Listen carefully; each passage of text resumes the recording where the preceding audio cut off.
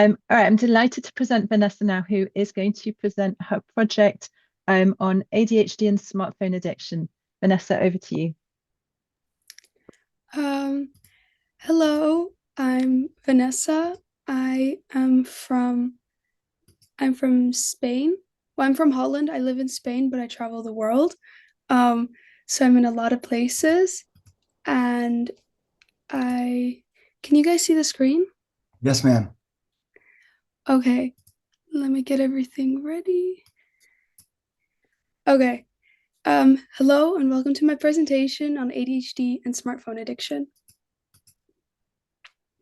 Did you know that teens who spend more than 5 hours a day on their phones are 71% more likely to exhibit suicide risk factors, and that around 10.2% of children in the US have been diagnosed with ADHD, which is not even counting the hundreds who haven't yet been diagnosed?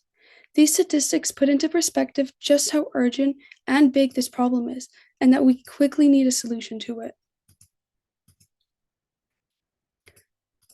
So, what is ADHD? It stands for Attention Deficit Hyperactivity Disorder and is a very common mental disorder, especially in children. It's characterized by persistent symptoms of inattention, hyperactivity, and impulsivity, and more, which all interfere with the daily functions and development of individuals. It's a lifelong condition, and while it may lessen in adulthood, it will still stay because there is no cure. I'll now share my problem statement. Due to reward sensitivity, individuals with ADHD are 3 times more likely to develop a smartphone addiction, which can lead to an increase of their ADHD symptoms like impulsivity and difficulty focusing. Now, before I show you the root cause analysis, I'll quickly explain what it is. It's a systematic process used to identify the fundamental underlying causes of a problem or incident, rather than just addressing the immediate symptoms, allowing organizations to implement lasting solutions by targeting the primary reason behind an issue. This is my root cause analysis. I'm going to share my main findings. The main cause was the fact that individuals with ADHD have low dopamine, which causes their prefrontal cortex to be underactive, so the dopamine rush from scrolling is even more addictive.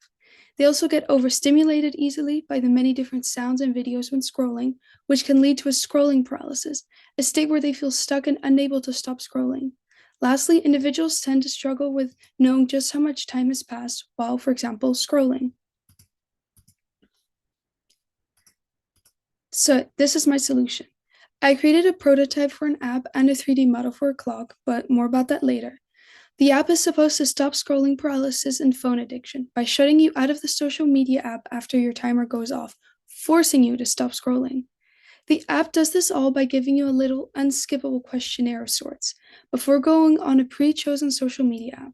It includes questions asking if you're sure you want to go on the app and how long you would like to go, with a max time of an hour. But you can't just turn the alarm off while you're still on your phone because it's linked to a physical clock that has to be far away from you. You have to stand up and move to stop it, making sure that the scrolling paralysis is broken. I'll now answer some of the questions you probably have about it. As you might see on the prototype, you can't be too close to the physical clock before even trying to go on the chosen app. You'll be forced to move you or the thing further away before starting the questionnaire. To ensure you have to stand up and move when the timer goes off. Next, I chose a simple design to reduce distractions while navigating the questions and reduce decision fatigue when choosing an answer. And the app also has preset times to reduce the stress of making a decision, which is already higher for someone with ADHD. The cooldown is a 10-minute break after a scrolling session, one where you won't be able to access the social media app. This is there to stop back-to-back scrolling and forces people to have a mindful break, or at least a pause. Next is my 3D model of the clock. It has a simple screen to display time left over and a spot to put the phone to stop the alarm. But I did notice while making the solution that the physical clock, while a good idea, would not do well as an actual product since people only want to download an app, not buy a whole clock. To combat this, I thought of the idea that after you've been on the app for a previously set time, like before, the phone screen will turn completely black and you'll not be able to do anything on it for the next 5 minutes. This forces you to do something else like standing up, taking a snack, still breaking the scrolling paralysis. To make this project come to life, I first brainstormed, made a giant list of ways to combat phone addiction, like spreading awareness or an app, and ended up adding a lot of my ideas into one app with a lot of different features. Next, I had to choose exactly how I'd make the solution. Would I create an actual app, a business proposal, or a prototype of an app, as well as what software I would be used to make it, which ended up being Canva and SketchUp for the 3D model. After I had to actually design the app and 3D model of the clock, and finally refine the design to be minimalistic for easy use. But why did I choose this topic? I chose it because it sits very close to my heart, as my little brother has ADHD and a phone addiction. I can see how it's taking away his life, and he can't do anything about it. I wanted to create this app to help give life back to my little brother, as well as many others, as well as break the stigma that people with a phone addiction are just lazy, and that if they try, they can break it, or that it's just a character flaw instead of an actual problem that needs to be addressed.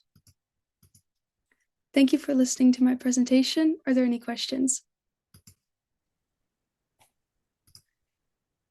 That was great, Vanessa. What an important topic as well. It's so apt for these times where, many of us do see that all the time with young people, really, really, well, even older people, like everybody has that moment where they're addicted to the phone, to scrolling. So to come up with a solution like that is so simple, but I think so effective.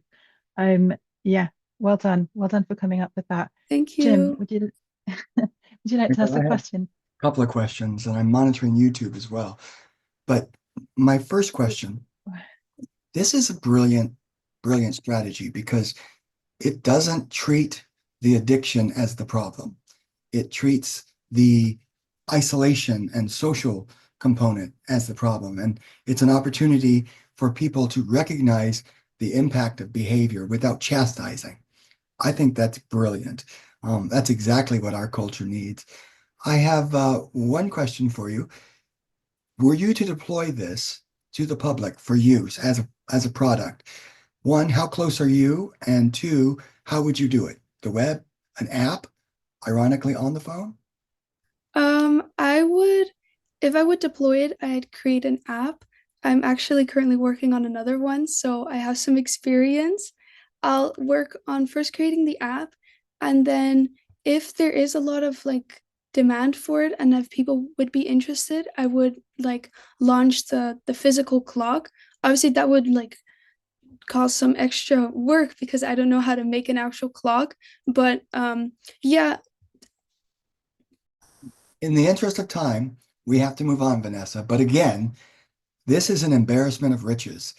All three of these presentations have been rock star status, but we do have to move on. You must come back. And I'm trying to generate as much traffic on YouTube for you as possible. You have a global platform for this, love. This is a great idea. I'll turn it over to Claire. Thank you. Yeah, I agree with that, Vanessa. I think it's again just such a simple idea, but I really think it would be so effective. And all it takes is stepping away and engaging in something else, and then your attention is moved on from the phone. So great idea.